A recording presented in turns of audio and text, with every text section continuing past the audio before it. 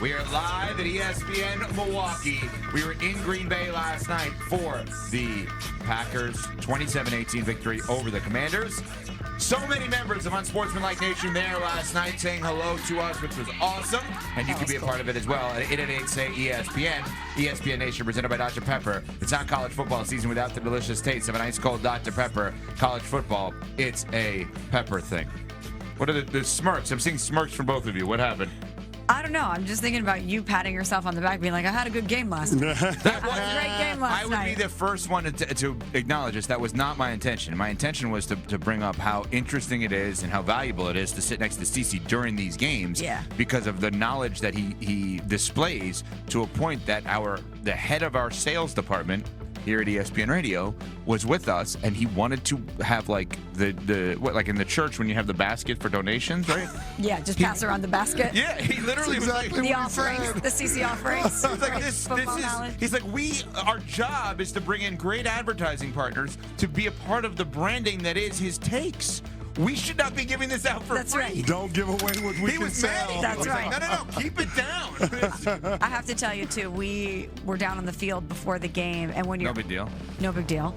And when you're down there and you're looking up at Lambeau around you, I turn to Cece and I go, I cannot believe that you got to play football here, that you played football on this field. Yeah.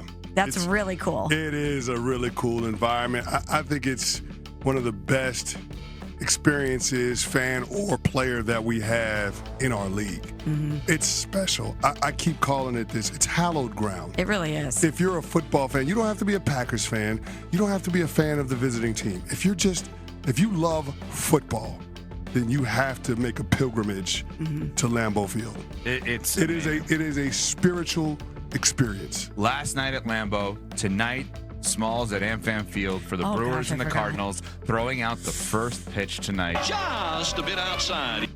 Stop trying to put that evil on me, Vegas East. They are. No, but I gotta give. No, it's Euchre. the late great Bob Euchre. Now it's from Major League, but he was Bob Euchre, Brewers Radio Network forever. No, but they're not. Is that going to be in your mind, Smalls, when you go to throw the first pitch? Just a bit outside. And by the way, Just a bit outside. they're not playing it because it's Bob Euchre and it's the Brewers. They're playing that because they're wishing that I screw this up. Can we go around the room and get a vote from the 5 other people so we have a majority of who hopes that Michelle throws a strike and who hopes that she bounces it? Oh, gosh.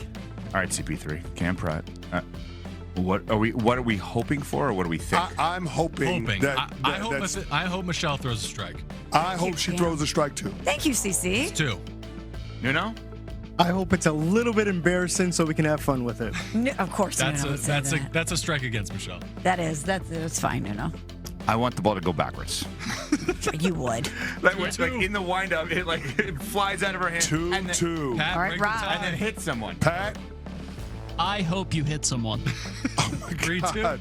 Rob? What does Rob think? I want the Baba Booey one. I want her to hit someone. Rob doesn't have a mic. That's okay. He can tell us. We can I relay think it. Rob is hoping for whatever makes for best content on social and digital. As he should. Which would mean you messing this up What? at epic proportions. I think more people are cheering for me than praying on my downfall. But listen, bad news travels faster. It just does.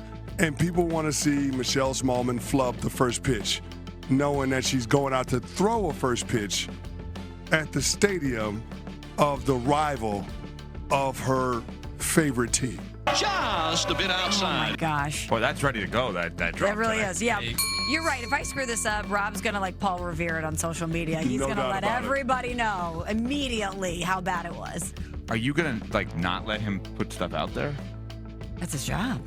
I understand, but okay, that is his job, and we try to reveal as much as we possibly can. We also have the first right of refusal. If somebody's uncomfortable with something, we're not going to put it out there. If it's a horrible pitch. It would have.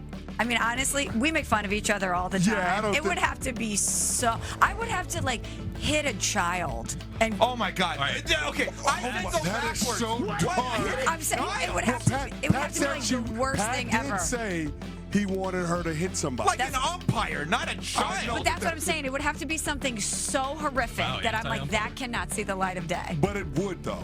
Yeah, You can't stop you it. can't if control it's so other bad, it's not like Rob's going to be the only one that's You're right. And there's a lot of people that are going to be filming it in the crowd. Like, even if Rob was like, no, I won't put it out there, other people are going to put it out there. Right. No doubt. Because if you're the person that does that, it becomes, I'm literally, like, just so people understand, on Sportsmanlike Moments of the Day, every day at 9:50 a.m. Eastern Time, I scour the internet looking for moments like that. If it wasn't you, I would be sending that in to Nuno and Pat and Cam and say, hey, this will be good and funny for us to talk about. Right. But if it's you, we'll do it at 6, 7, 8, 9, and 10. That's what we'll do. No, if it's me, you'll make it the unsportsmanlike moment of the day for a month. Can we disagree on this? If she hits someone, we're not actually going to be able to talk about the NFL on Monday? Like, we will not get to the NFL on Monday. Oh, no. Eagles-Chiefs conversation on Coming Monday? off of a football weekend, If she hits a kid like she just threw out there, oh my God. You guys remember when the Not the butt children, fumble? Smalls? When the butt fumble was the number loves one the kids. worst play for like months on end? Yes. I feel like it would be that. Like Michelle's terrible pitch would just be the unsportsmanlike moment of the decade. Okay, well, then what happens if I fire it in there for a strike? And We'll lose the video. whoever's catching We'll the pitch, mention it once. Wow, tough. maybe a quick Cool slip story. in. Quick slip in. Cool story. Quick slip in. You'll be like, way to go. And then we're There on to you go. Eagles-Chiefs. Yeah, you know what it is? There are times where Nuno will say to me on the way in, like, hey, we're probably not going to go deep into this. Maybe just mention it at some point. Just get a couple of quick takes because we do want to make sure we shout out whatever that story would be. By the way, that never works when we try to take that approach, by the way. It never works. Right. So blame Nuno. Anyway, so I think that's what this would be. If she throws a perfect strike and she's unbelievable, I'm like, yeah, Smalls, how was that on Friday night? Good. Okay, so the Eagles-Chiefs, it would Yeah. blow right by it. But so what about the Eagles-Chiefs? Let's do it. So let me just set this up this way. There's a chance the defending AFC champs and 3-time Super Bowl champs, Kansas City Chiefs, could start. Automatically mean it's a bigger game for them than it is the Eagles? Or no? No. Because? Because we talked about the Eagles and how dominant they were in the postseason last year and how young they were on both sides of the ball. And we said to ourselves, there's a ton of runway with this team. I think they have a lot to prove in terms of being able to follow up a championship season by being able to contend at a championship level again, right? You can't steamroll the Chiefs dynasty and us crown you as a team that is championship caliber coming into this year, a team that should be able to have sustained success. So I think the Eagles have a ton to prove to themselves in terms of being a team that can handle success. And we already saw out the chute that one of their young players let his emotions get the better of him early on in the game, got kicked out of the game before the first snap, could have cost his team a chance to win the game.